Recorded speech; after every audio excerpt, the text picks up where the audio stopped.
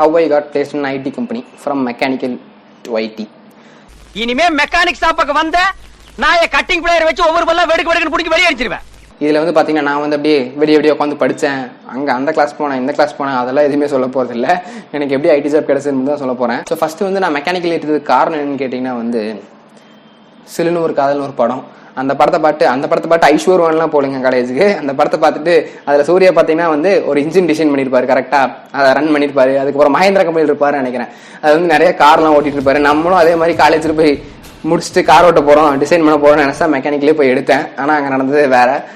பழைய இரும்பு சாமா ஐயம் பித்தாளைக்கு பேர் சம்பளம், பழைய இரும்பு சாமா ஐயம் பித்தாளைக்கு பேர் சம்பளம். ஸோ ஃபர்ஸ்ட் நான் அதே மாதிரி வந்து டிசைனிங்லாம் நல்லா தான் போட்டுருந்தேன். இந்த கேட் டிசைன்லாம் உங்களுக்கு தெரிஞ்சுக்கணும், மெக்கானிக் டிசைனிங் சொல்லுவாங்க.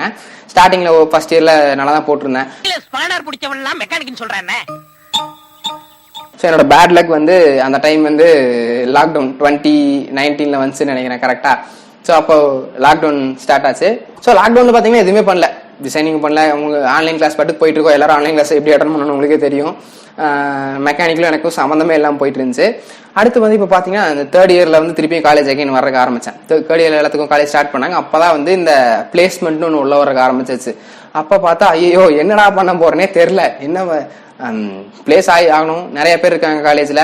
சரி எல்லாருமே பார்த்தீங்கன்னா இந்த லீவ்ல உட்காந்து பயங்கரமாக படிச்சிருக்கானுங்க, கோடையை தான் சுற்றிட்டு இருந்தானுங்க. பார்த்தா நிறைய கோட் போட்டு வச்சிருக்கானுங்க, அது படிச்சு சி தெரியுங்கிறானுங்க, ஜாவா தெரியுங்கிறானுங்க, பைத்தான் தெரியுங்கிறானுங்க. அதெல்லாம் எனக்கு எதுவுமே தெரியல. ஒரு 4 monthsல வந்து பிளேஸ்மெண்ட் வர ஸ்டார்ட் ஆக போகுது, என்ன பண்றதுன்னு ஐடியாவே இல்லை. ஃபர்ஸ்ட் இயர்ல வந்து ப்ராப்ளம் சால்விங் இன் சீன் வந்து ஒரு சப்ஜெக்ட் இருந்துச்சு.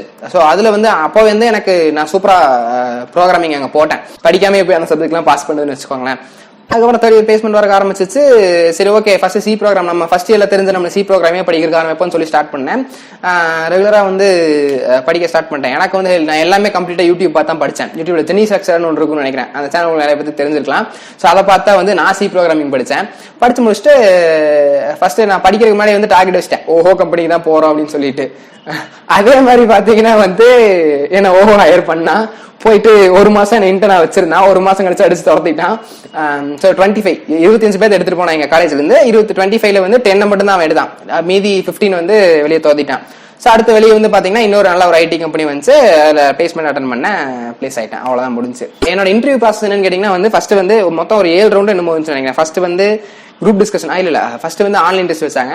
அடுத்தது வந்து டைரக்டா உட்காந்து பேப்பர்ல கோட் எழுது சாமி அப்படின்ட்டாங்க, அது ஒண்ணு பண்ணோம். அது முடிச்சதுக்கு அப்புறம் பாத்தீங்கன்னா குரூப் டிஸ்கஷன், அதுக்கப்புறம் டெக்னிக்கல் ஹெச்ஆர், அதுக்கப்புறம் ஜெனரல் ஹெச்ஆர், இந்த மாதிரி நிறைய போச்சு. ஸோ எனக்கு அந்த குரூப் டிஸ்கஷனுக்கு உள்ள போறதுக்கு முன்னாடி வரைக்கும் தெரியாது நான் அவ்வளவு நல்லா அங்க போய் பேசுவேன்னு சொல்லிட்டு. குரூப் டிஸ்கஷன்ல உட்காந்து நான் பேச ஆரம்பிச்சவன் தான் பேசி தள்ளிட்டேன்னு வச்சுக்கோங்களேன். ஸோ அதுக்கடுத்து குரூப் டிஸ்கஷன் முடிச்சுனே பாத்தீங்கன்னா டெக்னிக்கல் லெக்சர் வந்து எனக்கு நான் சி படிச்சு வச்சிருந்தேன், அது கொஞ்சம் நாலேஜ் இருந்தனால டெக்னிக்கல் லெக்சர் பிரச்சனை இல்லை. உள்ள போனேயும் எனக்கு என்ன தெரிஞ்சதோ அதை மட்டும் தான் சொன்னேன். ஸோ இது எனக்கு சி ப்ரோக்ராமிங் தெரியும், ஜாவா வந்து படிக்கிறதுக்கு ஸ்டார்ட் பண்ணியிருக்கேன், படிச்சுட்டு இருக்கேன்னு சொன்னேன். ஸோ சில என்னென்ன தெரியும்னு கேட்டாங்க, எவ்வளோ தெரியும்னு கேட்டாங்க. அதை வச்சு எல்லாமே அவ்வளோதான் முடிஞ்சு. ஸோ அடுத்து ஜெனரல் ஹெச்ஆர்ல வந்து ஆஸ் யூஷுவல் எல்லாத்துக்கும் கேட்குற கொஸ்டின்ஸாக கேட்டாங்க.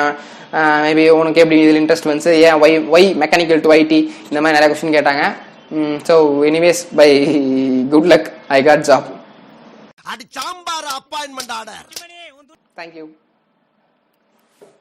ஒன்னு சொல்றேன், யாராவது என்னை கான்டாக்ட் பண்றதா இருந்தா www.pitchu.com க்கு மெயில் அனுப்புங்க.